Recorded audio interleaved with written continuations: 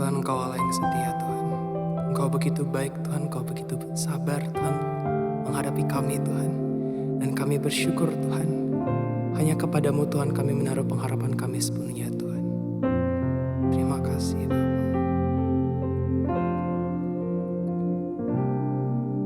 Kau Allah yang setia, Bapa yang mulia, kasih-Mu besar Tuhan. Kau pulihkan hidupku, Kaulah harapanku, hidupku dalam-Mu. Terima kasih Tuhan, Kau selamatkan hidupku.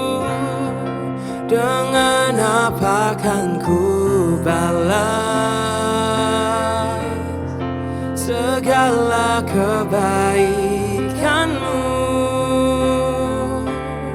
Segenap hatiku menyembah-Mu Yesus. Ku bersyukur padamu selamanya.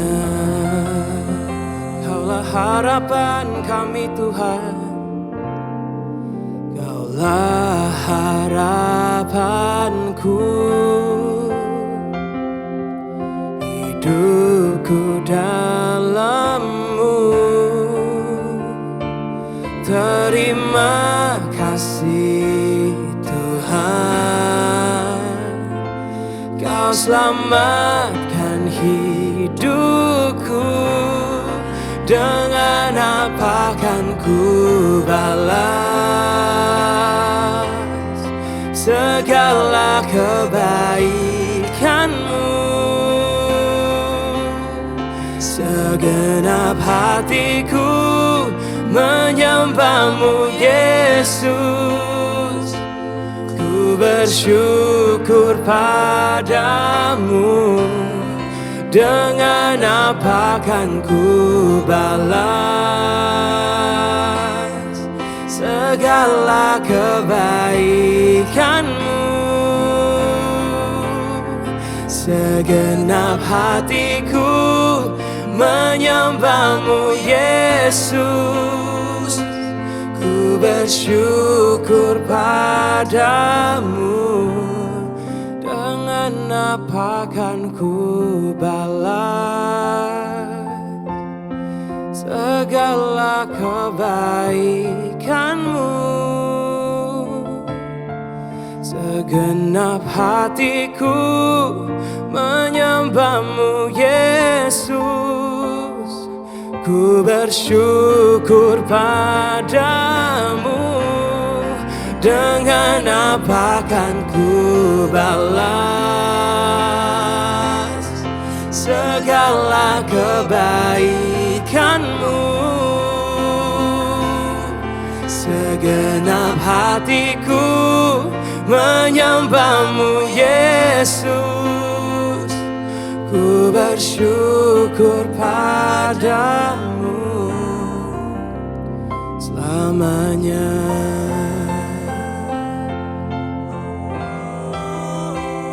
Haleluya, selamanya kami bersyukur Bapa.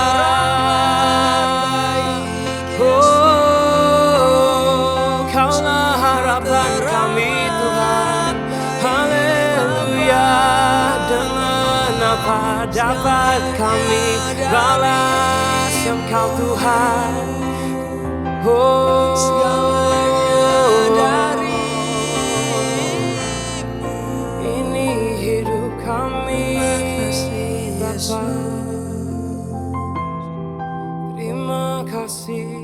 terima kasih Yesus.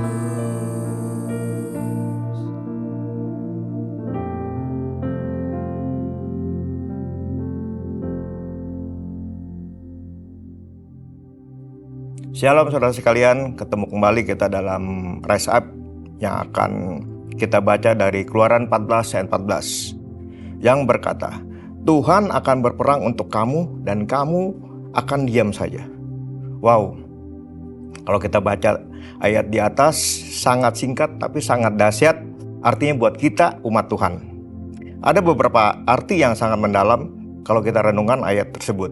Satu, Tuhan yang berdaulat dalam kehidupan kita. Bahwa Tuhan memberikan perlindungan buat kita yang percaya ketika kita mengalami suatu masalah dalam kehidupan ini yang kelihatannya sangat sukar untuk kita hadapi.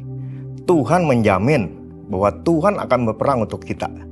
Ini yang membuat kita yang percaya kepada Tuhan sadar bahwa kita tidak sendiri dalam menghadapi suatu masalah, tetapi ada Tuhan yang selalu menyertai kita. Seringkali kita berpikir kalau kita menghadapi sesuatu, kita udah gak kuat, kita gak bisa, kita pikir kita sendiri. Ingat Bapak Ibu, sebagai anak-anak Tuhan, kita harus ingat bahwa ada Tuhan yang selalu menyertai kita. Jadi, arti diam di atas adalah menyerahkan segala sesuatu kepada tangan Tuhan. Bagian kita hanya taat dan patuh kepada kehendak Tuhan. Jadi, kita tidak memaksa dengan cara kita, tapi kita percaya dengan cara atau jalan Tuhan. Dua, kalau kita artikan, kepercayaan atau ketenangan. Firman di atas mengajarkan tentang kepercayaan atau ketenangan kita umat percaya bahwa dalam menghadapi kesulitan, kita sadar Tuhan ada bersama kita dan Dia akan berperang bagi kita. Kita tenang, dan menang karena ada Tuhan yang berperang buat kita. Itulah renungan yang pagi ini yang kita bagikan, karena itu menjadi kekuatan buat kita. Amin. Mari kita berdoa. Bapa yang baik surga, terima kasih Tuhan untuk firman-Mu yang mengajarkan bahwa Engkau selalu ada untuk kami, Engkau selalu terhubung dengan kami. Biar kami terus berserah berhadap kepada Engkau saja Tuhan, karena Engkau yang Allah yang berdaulat dalam kehidupan kami. Terima kasih Bapa, terpujilah nama Kau selama-lamanya. Amin. Keluaran 14. Firaun bertindak untuk penghabisan kali. Berfirmanlah Tuhan kepada Musa, demikian, katakanlah kepada orang Israel, supaya mereka balik kembali dan berkemah di depan Pihahirot. Antara Migdol dan laut, tepat di depan Baal-Zefon berkemahlah kamu, di tepi laut. Maka Firaun akan berkata tentang orang Israel, mereka telah sesat di negeri ini, padang gurun telah mengurung mereka. Aku akan mengeraskan hati Firaun, sehingga ia mengejar mereka. Dan terhadap Firaun dan seluruh pasukannya, aku akan menyatakan kemuliaanku, sehingga orang Mesir mengetahui bahwa akulah Tuhan. Lalu mereka berbuat demikian. Ketika diberitahukan kepada Raja Mesir bahwa bangsa itu telah lari, maka berubahlah hati Firaun dan pegawai-pegawainya terhadap bangsa itu, dan berkatalah mereka, apakah yang telah kita perbuat ini? Bahwa kita membiarkan orang Israel pergi dari perbudakan kita? Kemudian ia memasang keretanya dan membawa rakyatnya serta. Ia membawa 600 kereta yang terpilih. Ya, segala kereta Mesir, masing-masing lengkap dengan perwiranya.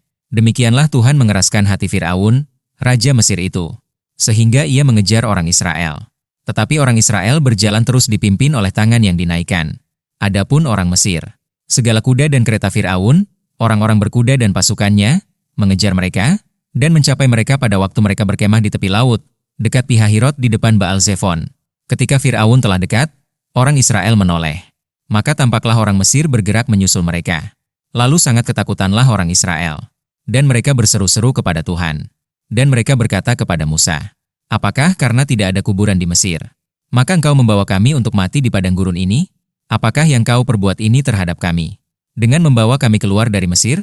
Bukankah ini telah kami katakan kepadamu di Mesir? Janganlah mengganggu kami dan biarlah kami bekerja pada orang Mesir. Sebab, lebih baik bagi kami untuk bekerja pada orang Mesir daripada mati di padang gurun ini. Tetapi berkatalah Musa kepada bangsa itu, janganlah takut. Berdirilah tetap dan lihatlah keselamatan dari Tuhan, yang akan diberikannya hari ini kepadamu. Sebab orang Mesir yang kamu lihat hari ini, tidak akan kamu lihat lagi untuk selama-lamanya. Tuhan akan berperang untuk kamu, dan kamu akan diam saja, menyeberangi laut Teberau. Berfirmanlah Tuhan kepada Musa, mengapakah engkau berseru-seru demikian kepadaku? Katakanlah kepada orang Israel, supaya mereka berangkat. Dan engkau, angkatlah tongkatmu dan ulurkanlah tanganmu ke atas laut dan belahlah airnya. Sehingga orang Israel akan berjalan dari tengah-tengah laut di tempat kering. Tetapi sungguh aku akan mengeraskan hati orang Mesir, sehingga mereka menyusul orang Israel. Dan terhadap Firaun dan seluruh pasukannya, keretanya dan orangnya yang berkuda, aku akan menyatakan kemuliaanku. Maka orang Mesir akan mengetahui bahwa akulah Tuhan, apabila aku memperlihatkan kemuliaanku terhadap Firaun, keretanya dan orangnya yang berkuda. Kemudian bergeraklah malaikat Allah, yang tadinya berjalan di depan tentara Israel, lalu berjalan di belakang mereka, dan tiang awan itu bergerak dari depan mereka, lalu berdiri di belakang mereka.